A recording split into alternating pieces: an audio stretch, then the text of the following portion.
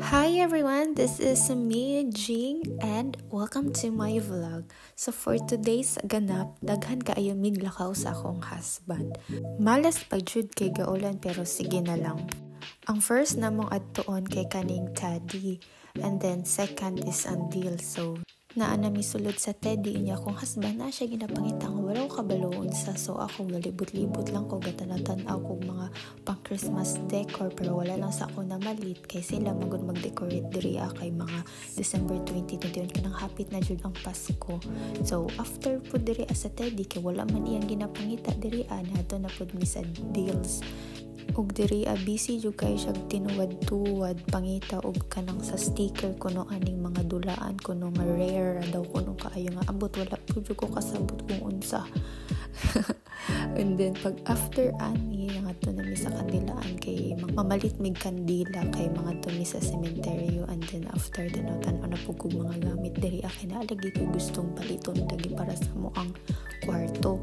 And then after diri na pud mi sa pang Christmas decor gi-check na mo ang price kay kung asay mas cheap ang sa diri or dito sa Picas. And then after nagto na mi sa cashier and ato na pud mi sa laing store nang ani mi sa Pepcor and Kick unya ang kani siyang Rusman mura ni siya og Watsons, same lang sila baligya sa Watsons. Unya habang akong husband busy kayo siya pangita siyang dulaan, ako po busy po kog pangitag pang OOTD mga sanina pero medyo pricey man diri oy. Pero sa sige pod na kog tuyok-tuyok na po ko natipuan kaning pang winter na sapatos pero gaduha-duha pod yug ko kung ako ning dayon og palit. Oh, char murag ko mobayad.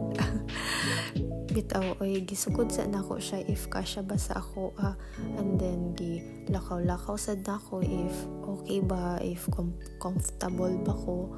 And then pero wala ra pod ako dayon og kuha. So after nangadto na pod mi sa laing store, nangadto na pod mi sa Empik.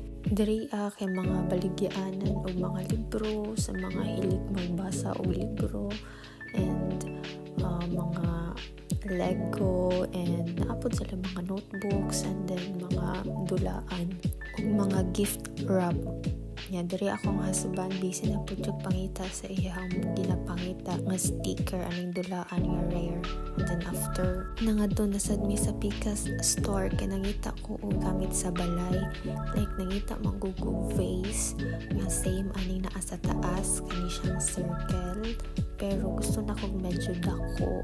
Unya kana siya kadi man siya pang vase, pang candle man siya, so wala ko ni dayon. So kay wa man ko mga nagustuhan diri so nangadto na mi sa akong husband sa iyang workplace. Og naara sa diri sa city nagwork akong husband, dili ra pud siya inon nga layo pud. So kani siyang sa right side nga inyo makita nga building mao na iyang gitrabahoan. Actually, first time din ako nga moanhi og ihapod kong gitour sa sulod kauban niyang. I don't know if boss ba to niya basta kay gitour ko nila. Pero wala na lang ko nag-make of video kay basig bawal. Kadiyot rasad we dito kay naara siya gipermahan para sa yang insurance, and then after nangadto na mi sa cemetery para bisitaon ang iyang grandma and grandpa sa side sa iyang father. And then after pud na mo panagkot nangadto na mi biyahe na mi padulong sa iyahang mga isa sa side siyang mama kay bisitaon na mo siya didto at ganahan jud ko magbisita diri sa balay siyang grandma kay naa magud sila earring unya hilig bay ako og earring. So ang name aning itom kay si Kashmir. No, Danusia, przybij piątkę. No, przybij piątkę. No, Danusia, przybij piątkę.